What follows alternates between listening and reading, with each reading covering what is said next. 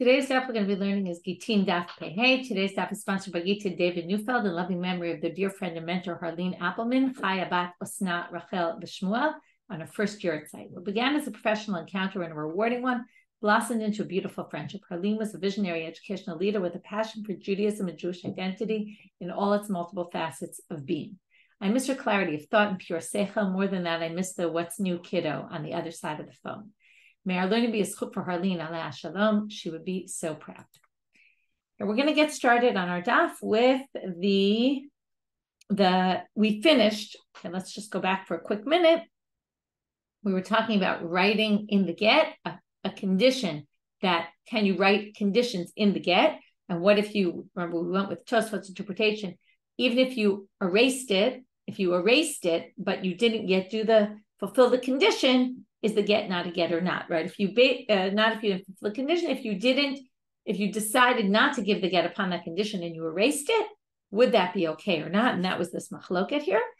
And then Rabbi Zera said the machloket was before the Torah was written, because Rebbe holds gazrinan al menat atu chutz, and Rabbanan savre lo gazrinan al menat atu chutz, right? Rebbe holds we are gozer al menat because of chutz, because remember chutz, it's written, it's a problem. And Rabbanan say we don't hold that. But la'achar Torah, after the Torah is written, divrei hakol kasher. I recommend you use the study guide today. It has the charts and it'll chart things out and you'll be able to follow. And then even later we'll get into the get and you'll see the nusach of the get, which is also on today's study guide. Umatnitin dekatani ktavo v'ukimna b'chutz aval amanat lo pasul. And then you have to say when the Mishnah says ktavo, and the Mishnah is talking about a case of chutz, but almanat wouldn't be a problem because, again, our Mishnah is going to match. And then, again, we have to see who's it going to match. So, again, our Mishnah is chutz, and then almanat is not a problem at all. That would match either. And, again, you can follow this on the chart. Before the Torah was written, according to the rabbis, or if it was after the Torah, then everyone would agree. Again, the chutz is a problem, and almanat is not. The Rava Amar machloket la'achar Torah. Rava says the whole machloket is after the Torah, and instead of saying divrei hakol kasher after the Torah, it's actually a machloket after the Torah is written, after the important part. And Rebbe savar gazrinan atu lifnei Torah. And now, why is there a machloket after the Torah? Because Rebbe holds we're going to be gozer after the Torah is written because of before the Torah is written. And we're going to see in a minute that everyone agrees. I'll kind of skip to there, otherwise it doesn't make so much sense. Everyone agrees that lifnei Torah divrei hakol pasul. The agreement is about before the Torah. Everyone says this is a problem. Even almanat is a problem. Once you write it in, if you erase it, it doesn't matter. You already wrote it in. If it was written in, if it was all done before the Torah was written. But after the Torah is a machloket, because the rabbis say if it's almanat, it's not a problem. You can erase it. But Rebbe holds no, because linan acharei Torah because of lifnei Torah. And Rabbanan savri lo gazrinan atu lifnei Torah.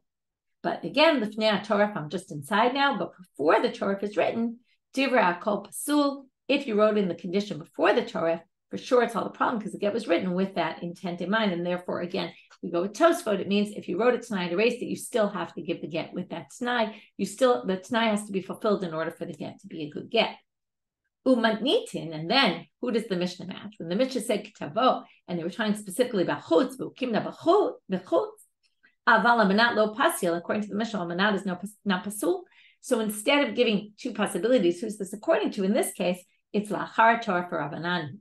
Because Rebbe never permits. He permits both before the Torah and after the Torah. So it can only go according to the rabbis, and it would have to be only after the Torah, because before the Torah, they agree it's a problem. Now let's go back to Rabbi Zera. Remember, Rabbi Zera said that everyone agrees, the machloket is before the Torah, but everyone agrees after the Torah for kol kasher. So now, Avuad Rabbi Avin, the father of Rabbi Avin, brings a bright in front of Rabbi Zera and says, Tav get al t'nai, divrei hakol pasul. If you write it a get with a condition, everyone agrees it's pasul. So now, again, the point being you wrote it with a condition and then, didn't want to keep the condition, let's say. So everyone agrees, and let's say you erased it, right? The assumption is that's what we're talking about here. So now they say, divrei hakol pasul v'hamiflag plige, but wait, right? He said here, Katav get al t'nai divrei kol pasul, but what does Rabbi Zera say? Rabbi Zera says, right, the machloket is before the Torah, but everyone agrees after the Torah it's kasher, and even before the Torah, the rabbis agree that it's kasher. So how could you say divrei kol pasul? You can't possibly say they all agree. Hamiflag palig, there's a machloket, we said. Ela ema l'divrei kol kasher.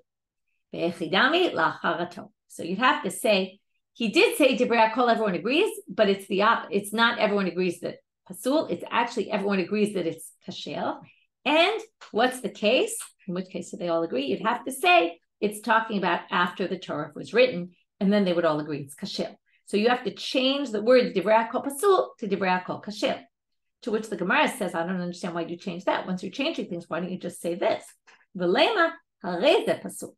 If you said harei ze pasul, and then you can explain it Rebbe, according to Rebbe. This is pasul, and then it wouldn't be divrei kol. It would just be this is, and then you could just say this is just Rebbe's opinion, and the rabbis disagree, and then you don't have to say divrei kol. So in other words, once you're changing divrei kol pasul to divrei kol kasher, why don't you just change harei ze pasul instead of divrei kol pasul? So now they're going to answer Tana divrei hakol adniyeh.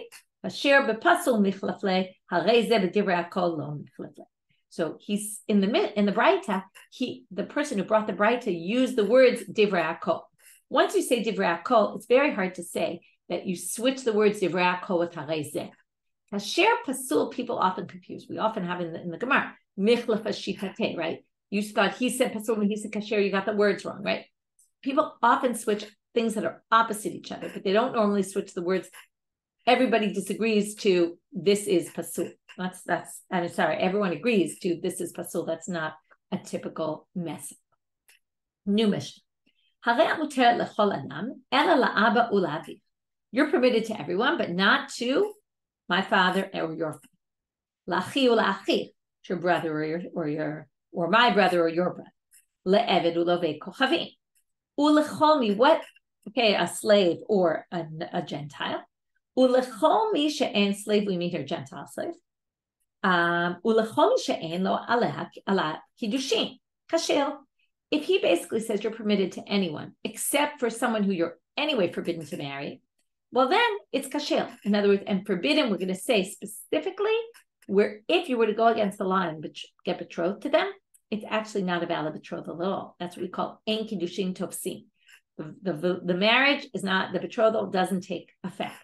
So if it's someone that the marriage doesn't take effect, or the betrothal won't take effect, and he says you're permitted to everyone except these people, it doesn't matter. You're actually divorced. It's not a case where we have a shiur, as we say, a leftover of someone who she is still forbidden to. But a widow to a kohen gadol, or a grusha v'chalutza kohen idiot, right?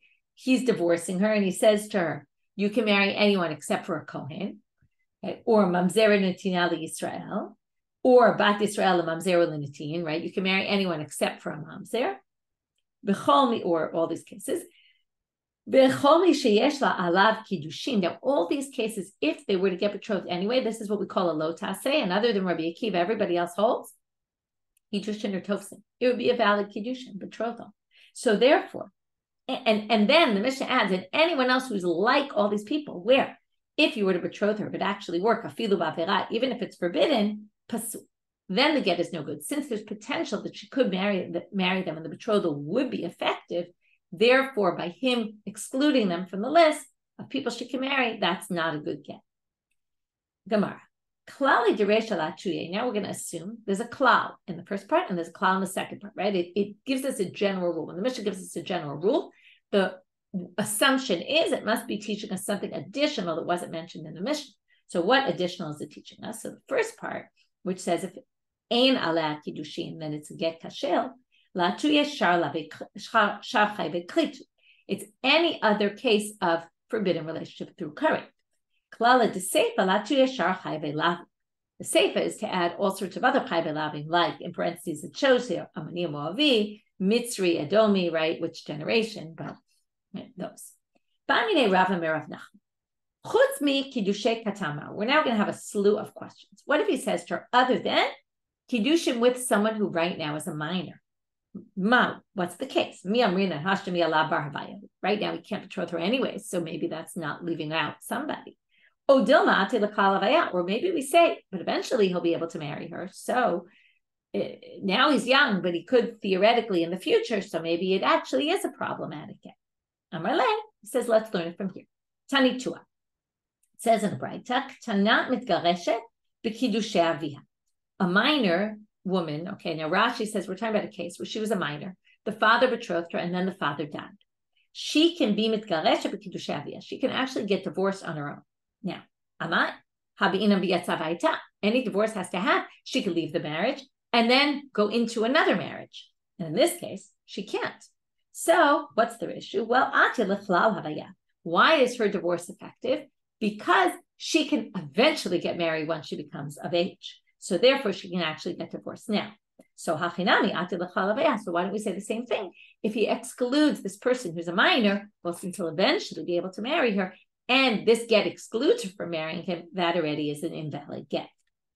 Second question. What if you say, other than anyone who is not yet born? So you can marry anyone who's alive today, but not anyone who's not yet born. Do we say, well, they're not born yet? Or are we saying that right now they're not born, so who cares? They're not in existence, so maybe it doesn't matter. Or maybe we say, no, it's including anyone who in the future will be born, and therefore it is excluding people. Let's learn it from here. Our Mishnah. What does it say in our Mishnah? If she gets betrothed to an Eved or an Ovei Kochavim, in Ita Eved Ovei Kochavim Namia, if we're worried about something that might happen in the future that's not in existence now, well, they're not Jewish now, but they theoretically could convert. So there's always that possibility. To which they say, no. People are not, who are Gentiles, or not, or slaves, are not on the way to get converting. That's not like in the plan of the average person. But children that are not yet born are meant to be born. Everyone's meant to be born. So therefore, maybe the ones who aren't born are included, even though the Eved and Ovei Kochavim are not included. Because remember, we said if we exclude them from the list, doesn't matter. It's fine. The get is still a good get. But you wouldn't be able to learn from here. Chutz mi bal achotoma. What if you say, the husband of my sister, you can't marry? Now, what's the issue with there? Hashtemia lo chazile. Odilma, no. Right now, you can't marry her anyway, right? It's the husband of her sister. Said it wrong. The husband of her sister. You can't marry the husband of your sister if your sister's still alive. But if he says you can marry anyone except for the husband of your sister, well, either you say, well, right now anyway, she can't marry him, so maybe it's fine. Dilma, zimnin, if we're talking about future possibilities, zimnin the sister could die and then she'd be allowed to marry him. So maybe it is a problem, this get. Let's learn it again from our Mishnah. It's the same thing as the conversion. Maybe they'll convert, maybe the sister will die first. To which they answer, no, it's much more common someone will die than it being right. More likely your sister will die than these Gentiles will convert. You cannot have relations with someone outside of marriage. Now here, it's not excluding someone she can marry, it's just excluding you can't have sexual relations outside of marriage. So do we say, B'nisuin halo shiur? When it comes to getting married, he didn't leave anyone out, so maybe it's fine. Or maybe you say, well, he did exclude her from having sexual relations with people outside of marriage, and that is enough to say this is kritut. Let's learn it from our Mishnah. What does it say in our Mishnah? To your father or to my father or your father. So what did we say? In that case, it's a valid get because you can't marry them anyway. Now, remind, if you're assuming it means because you can't marry them anyway, they're not even people that you can theoretically marry. It must mean biznut. And what do you see here? Specifically, what do you see here? It's specifically your father and my father, who he excludes from having sexual relations. But it seems to imply only then that would be okay, a good get. But if he excluded regular people from having sexual relations with anybody else, it actually wouldn't be a good get. So it would be, again, shiur, it would be leaving over, and leaving over would mean it's not a good get. To which they answer, I don't know why you assumed that it didn't mean that they were getting married to each other and it would have to be outside of marriage. No, it's true, he's not allowed to marry her, but maybe he's saying, if you're to do something against the law and marry your father, then, right, you're not permitted to him from my perspective, right, from what this get is allowing you to do, in which case you could explain it in marriage, in which case you can't infer anything about znut, having relations outside of marriage. Chutz mishalo kedarka ma. What if he says you can't have bi'ah shelo kedarka, okay, which is anal intercourse? What if he says that? Ma bikedarka haloshir. He permitted her to have regular sexual relations with anybody, but odilma mishkavei shakti. But there's a pasuk that says lo tishkav gever mishkavei ishan. From there they learn that a man shouldn't sleep the way a man sleeps with a woman. But from there, the mishkavei isha, the plural of it, what does it mean? Mishkavei, ways of sleeping with women. There's two ways. There's kedarka, the regular way, and there's anal. So, because it says mishkavei isha, those two are the same, basically. They're treated in the same way, in which case, if he excludes her from that, it would be the same as excluding her from regular sexual relations. What if he says, you can go get married to anybody else, but he won't be able to annul your vows? B'nisuin haloshir, we could say, look, she still gets married to him. But it says in the Torah, the husband is allowed to can keep her nidarim, and he can also nullify them.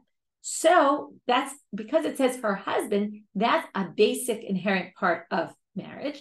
If he excludes the husband, the future husband, from being able to do that, that's basically excluding something from the marriage going forward, and that would not be kritud, and this wouldn't be a good get. What if, and there's a big debate what this means, because she's going to be divorced, and then obviously she can't eat truma with her future husband. So some people say maybe it's referring to, he's saying you can't eat back in your father's house, or maybe if she's a bat kohen, let's say, or something. We're not sure. But if he leaves her out somehow of truma, or maybe some people say it means I'm going to allow you to still eat truma in my house. How he can do that is also a question, because it's not up to him to be able to do that kind of thing. But I guess it's saying we're still going to remain connected and married for that element. So again, b'nisu and haloshir, again, when it comes to the marriage itself, he didn't leave anything over because she's completely divorced from a marriage perspective. Odila kinyanka spoke to. Maybe you say because the woman is part of the husband's property. Again, she's not really property, but they use this term loosely to kind of say she belongs to the husband, and anything that belongs in his house is his for truma purposes. So basically, she should be able to eat truma, again, either in her future husband's house or not in this husband's house, depending on how you understand it. So again, we give both sides. There's not going to be an answer. You won't be able to inherit, your future husband won't be able to inherit from you. B'nisu and haloshir. So again, he didn't leave over anything marriage related. But maybe because it says in the pasuk to your wife, and you will inherit her. So there's a connection between Yerusha and wife, in which case, if there's no Yerusha, there's no inheritance, he won't inherit her, then they're not necessarily considered married, in which case, again, he's excluding someone from marriage. You can get betrothed to anyone else, but not through a document.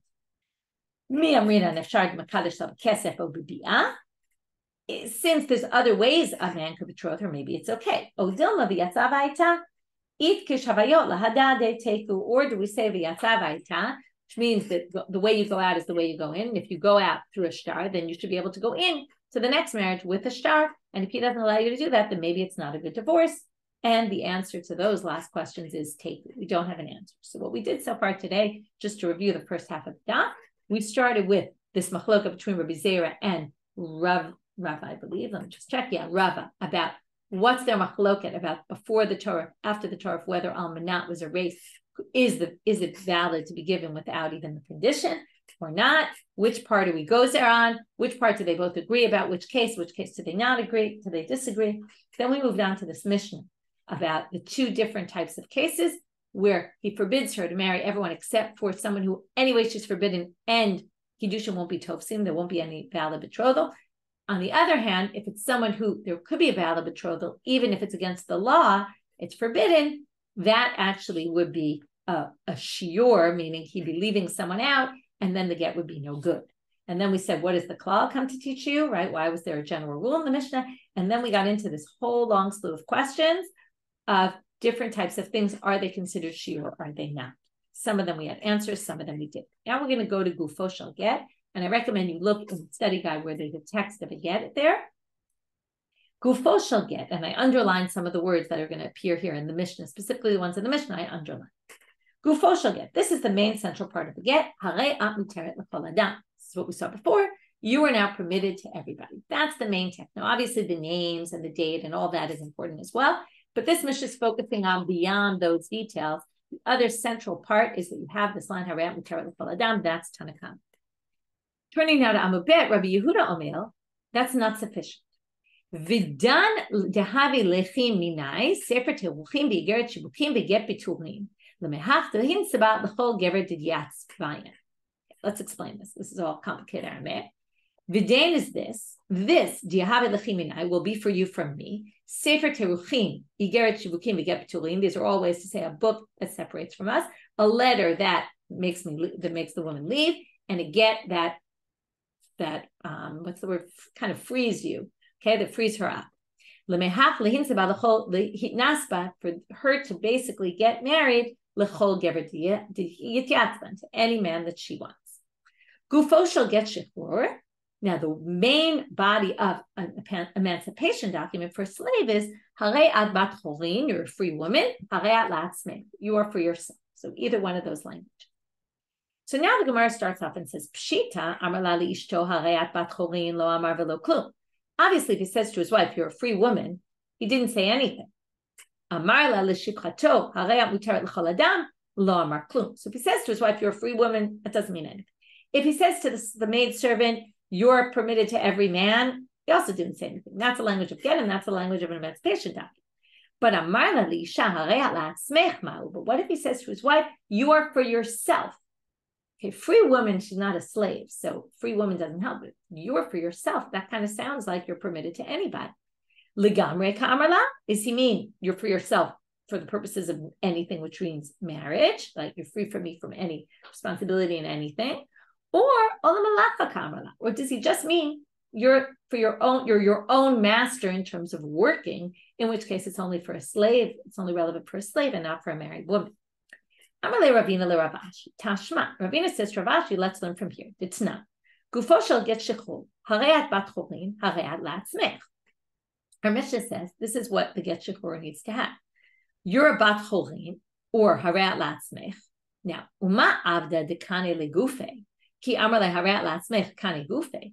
When a slave who doesn't own their own body is basically owned by the master, and yet harei at la'atzmech works. Isha de lo kani gufa lo koshken, a woman whose body is her own. Her body does not belong to the husband.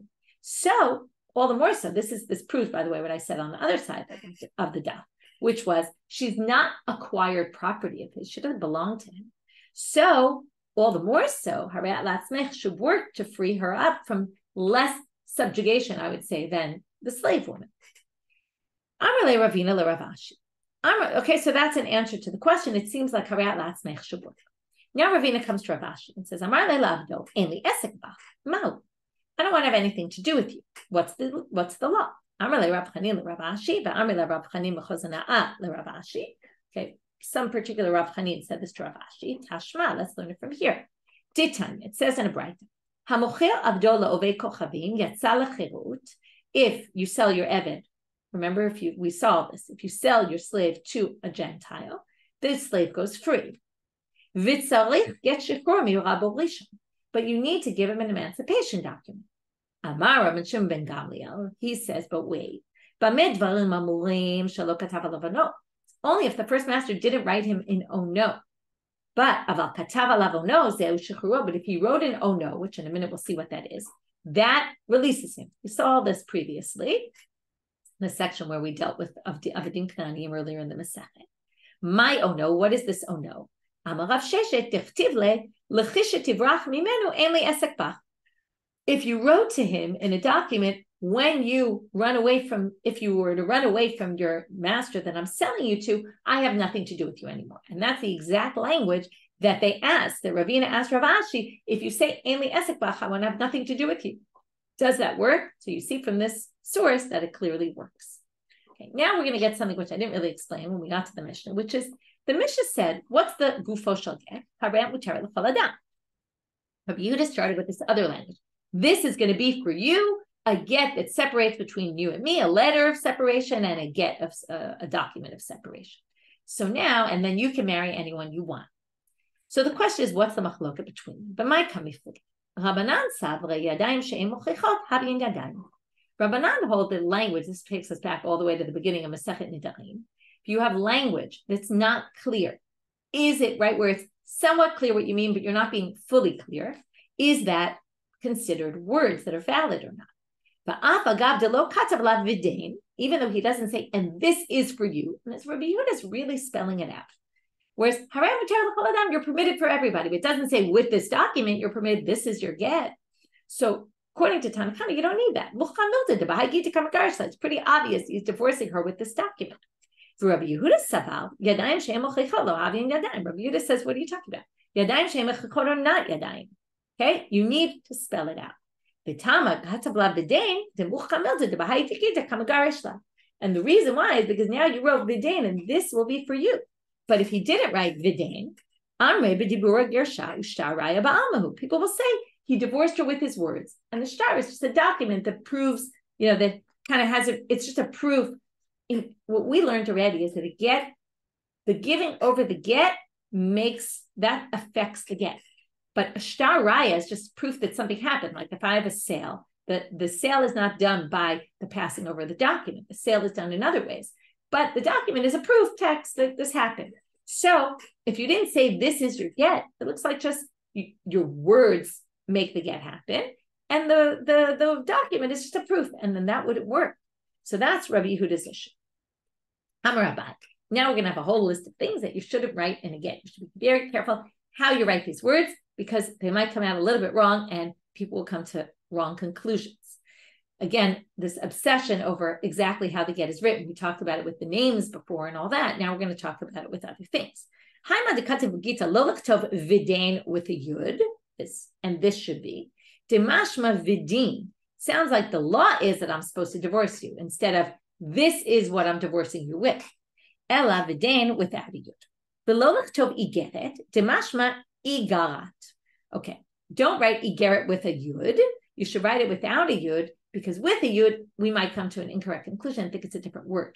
So what word this could be, there's different interpretations. Some people think it has to do with znut, that it's because you cheated on me, and then if she didn't cheat on him, then you'll say, oh, maybe the get's not valid. Or Rashi says it could mean the gag, the roof, from igra is gag, and that people will think it's igra, it means the roof, and then you're going to think, you remember now what Rashi says, we're going to think, he just says the language of a roof, and then they just won't think that you're talking about a letter. Rashi is a little difficult because igra could also be with a yud, so it won't help you, without a yud, so it won't help you to say, don't write the yud. Okay, in any case, there's some issue there of some confusion, what it might be confused with. The commentaries disagree about what. Lo lichtov li mehach. Okay, now in the Mishnah it said, this is a line, this is line day. No, this is not in those words. Okay, this is in a different line. I think Rashi quotes it. Lahach, okay, mehach li tiyeh misefer zave'elach. Sorry, it is in here in the Mishnah. Got confused. Right, and from this you'll be able to marry anyone you want. So don't write li mehach, demashma li mehach. Don't write it with a yud, because people will think it means you're going to be to me, which sounds like he's betrothing her through this and not divorcing her. Below lichtav li mehach, make sure that the hey doesn't turn into a chet, which is very easy if you just stretch it a little bit longer, that little piece in the hay, it might look like a chet. Dimashma kichucha. Lachocha is a mockery. He's making a mockery of the document. Diyit yavhun, diyit tavyan. Okay, this is hard to pronounce. Anyway, le yit tavyan is actually words that appear in a different line, it doesn't say so in the Mishnah. Okay, but it's clear already from here that the Gemara had more lines in it than we have from before. And this you can see on your you can see it in Rashi, by the way. Okay, if you see the Mashma Lemechach, right after that, there's 2 dots, and then it says Zeu Tokas Haget. Here are the words. Peteret Yatichi Lechi Anat Ploni Paploni. Okay, you're going to be exempt from me. Tahavyet Intiti Mikad Matinan. You are my wife until now. Bekadu, we're going to get to this word kadu. Bekadu Petirat Ushvikat Vitarchit Yatichi. Okay, and you will now be exempted and able to leave from me. Diti havin, here's that word. You're going to basically be in charge of your own future destiny. You're ruling yourself. To the extent that you can go marry. Now, don't write, you have to write Yitavyun and Yitatzbian with 3 yuds at the end there. 3 yuds in a row. Why? Tlata yudin, 3 yuds. Demashma tahavyan v'titzban.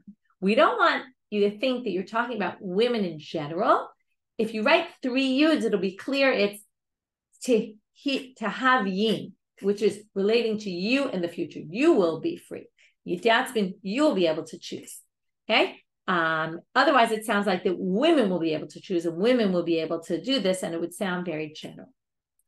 Make sure the vav in the word teruchin, which also means to separate, is a vav and not a yud. Make sure it's long enough.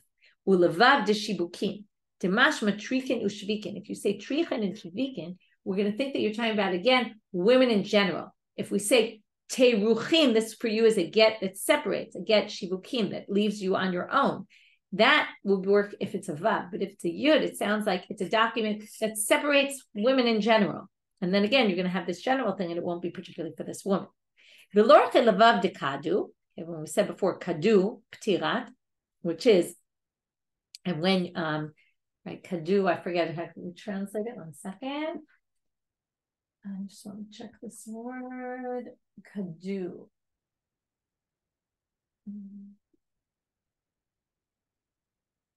Sorry, it doesn't translate it here.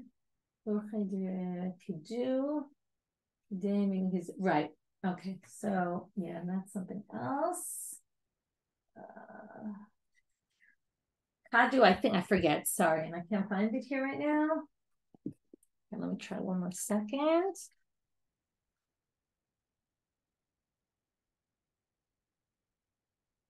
Right, it's on the Kadu.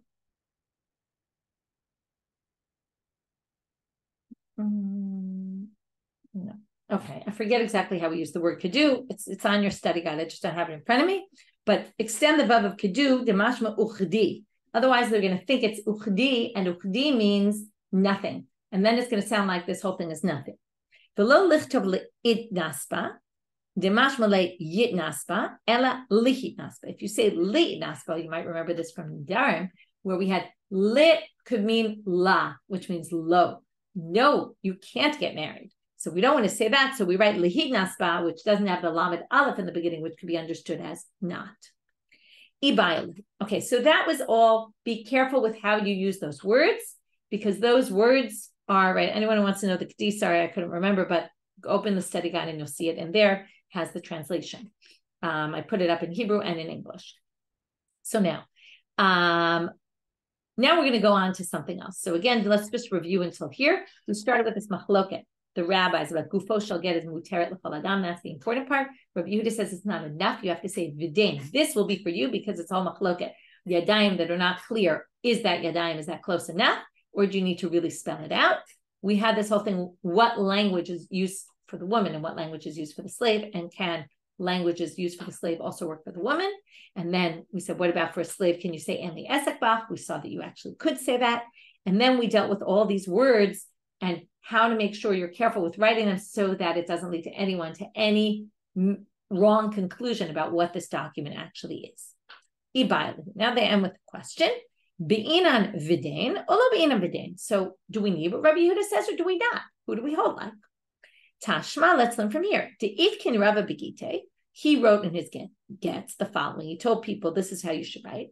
Ech planya bar planya ptal betarich yat plonita intite dehave intite min kamat dinam miyom dinan ula'alma.